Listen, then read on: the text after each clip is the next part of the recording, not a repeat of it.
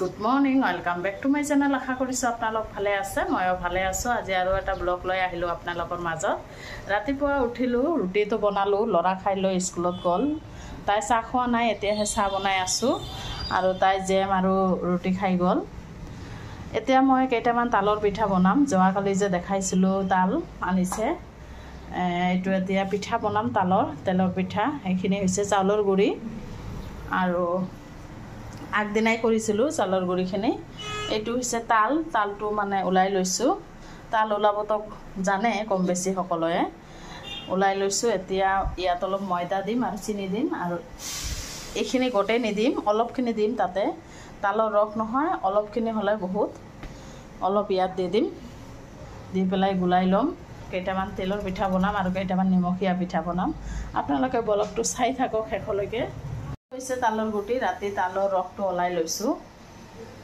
ওলাই পেলাই ফ্ৰিজত থৈ দিছিলোঁ কিমান ধুনীয়া দেখা গৈ আছে নহয় এতিয়া চাহ খাই আহি আছোঁ ৰাতিপুৱা চাহ খালোঁ আৰু আছে এয়া আৰু বজাৰ কৰি আনিলে ইলিছ মাছ লৈ আহিছে আজিও আৰু সৰু মাছ লৈ আহিছে দুই ধৰণৰ মাছ বজাৰত এভেইলেবল মাছ এইবিলাক হৈছে সৰু মাছ আৰু পুঠি মাছ লৈ আহিছে ইমান ডাঙৰ পুঠি মাছ নহয় আৰু ইলিছ মাছটো আছে পোৱাই যায় আৰু পিঠা বনাম তাৰ কাৰণে মই গুলি ল'লোঁ ময়দা দিছোঁ চাউলৰ গুড়ি নিমখ আৰু অলপ চেনি ৰাতিপুৱা উঠিয়ে নহয় আজি ফুল এনাৰ্জি লৈ কাম কৰি আছোঁ ৰাতিপুৱা ৰুটি চাহ খালোঁ দেখালোঁৱে তাৰপিছত কেইটামান পিঠা বনালোঁ এইকেইটা হৈছে নিমখীয়া পিঠা আৰু তালৰ পিঠা বনাই আছোঁ তালটোতো ৰাতিয়ে কৰি থৈছিলোঁ ৰসটো ওলাই লৈছিলোঁ আৰু যোৱাকালি নহয় গুড়ি কৰিছিলোঁ চাউলৰ সেইকাৰণে ভাবিলোঁ টাটকা বনাওঁ আৰু এই পিঠাটো নহয় খাবলৈ ভাল লাগে চাহৰ লগত তেল দি ভাজি ভুজি সেইকাৰণে বনালোঁ আৰু যোনদিনাখন কাম কৰিবলৈ মন যায় নহয় সেইদিনাখন কৰোঁ আৰু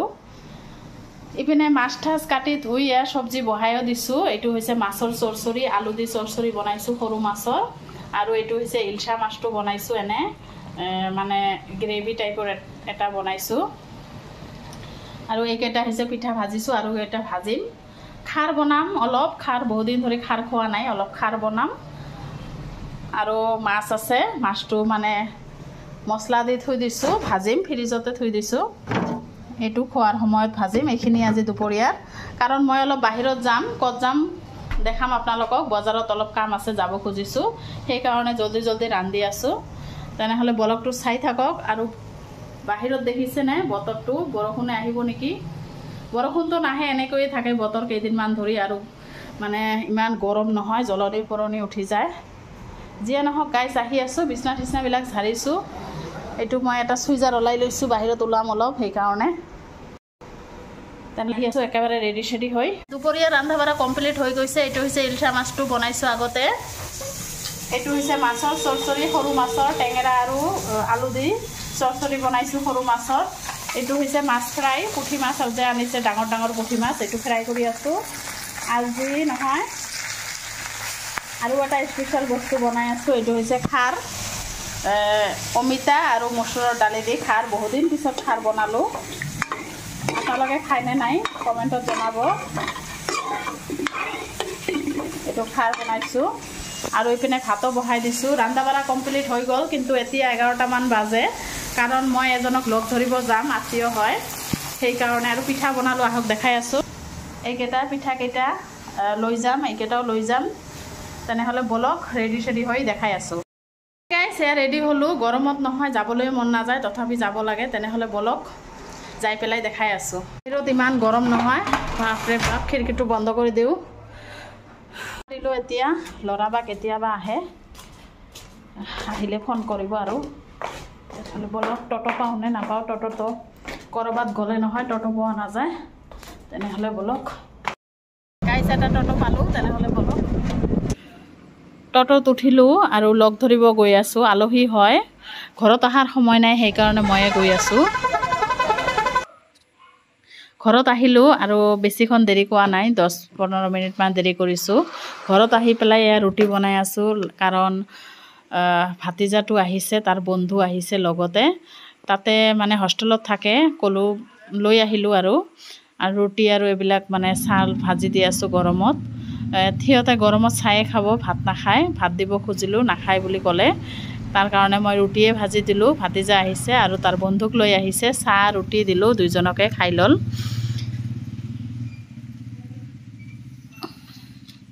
থাকক আৰু মোৰ কাম আছে, কামখিনি কৰি ল'ম, কাৰণ কিবা এটা বনাবলৈ হ'লে কাম যে ইমান ওলাই নহয়।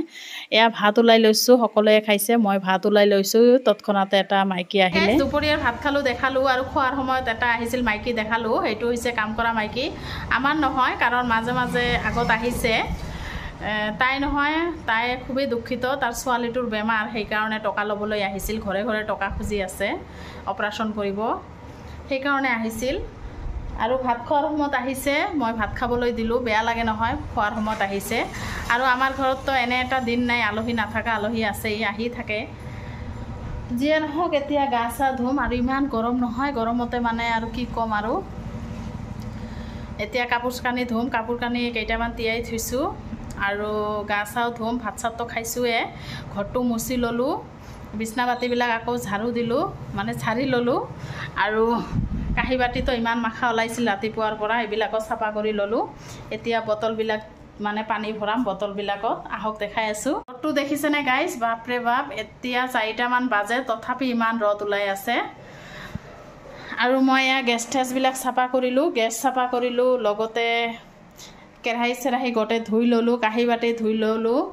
আৰু গেছ ঠেছবিলাক নহয় নুধুলে, এদিন নুধুলে মোৰ ভাল নালাগে, ৰাতিপুৱা নহ'লে আবেলি ধুৱে, এবাৰ হ'লেও ধুওঁ। এইকেইটা কাঁহী বাতি আছে, এতিয়া বটলকেইটা পানী ভৰাই থওঁ। এই ল'ৰা আহি পানীয়ে খায়, অকল পানী খাব, কিন্তু ঘৰুৱাত নাই, ফ্ৰিজত সোমাই থৈ দিওঁ। তাৰপিছত 2টা কাঁহী আছে, এই 2টা ধুই, কাপোৰ ধুই, গা ধুই আহি আছোঁ। আপোনালোকে ব্লগটো চাই থাকক শেষলৈকে।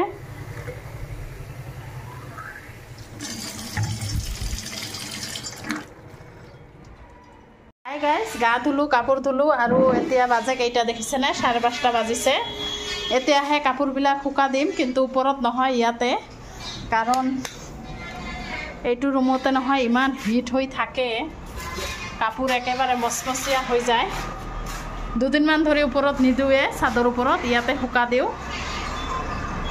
গৰমতে একেবাৰে মচমচীয়া হৈ যায়, ইয়াতে শুকা দিম, ৰছী আছে, দেখিছেনে। এবাল্টি কাপোৰ ধুই আনিলোঁ, কাপোৰবিলাক শুকা দিওঁ, আহি আছোঁ। আপোনালোকে ব্লগটো চাই থাকক শেষলৈকে। গাইজ এতিয়া সন্ধিয়া হৈছে, আৰু চাহ বনাই আছোঁ, চাহ খাম এতিয়া। হাই গাইজ, সন্ধিয়া চাহ খালোঁ, ল'ৰাও নাই, ল'ৰা টিউশ্যন পঢ়িব গৈছে, আৰু ময়ো অলপ গৈ আছোঁ। এয়া ওচৰতে, বেছি দূৰত নহয়, খাতিৰৰ এজন মানে আমাৰ ঘৰত আহি থাকে, ভিডিঅ'ত নাহে, এনে আমাৰ ঘৰত ফুৰিব আহি থাকে, তাতে অলপ যাম। আৰু খোজকাঢ়িও আহোঁ, ইমান গৰম নহয় ঘৰটোত, বাহিৰত অলপ বতাহ দিছে। তেনেহ'লে বলক, আপোনালোককো লৈ গৈ আছোঁ, ব্লগটো শেষলৈকে চাই থাকক। নহয়, ধুনীয়া বতাহ দি আছে, আৰু লাইটটো জ্বলাই থৈ আহিলোঁ ঘৰত। তেনেহ'লে বলক, এইটো আহিলোঁ, আৰু ইহঁতে 3 তলাৰ ওপৰত থাকে।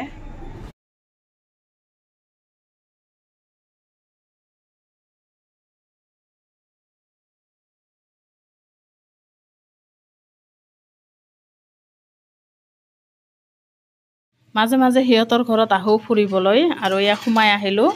ঘৰটো ভালে লাগে, মানে ইমান ধুনীয়া ধুনীয়া বস্তু নহয় সিহঁতৰ ঘৰত। আৰু আহিলোঁ, আহি চাই আছোঁ, পাকঘৰত আছে,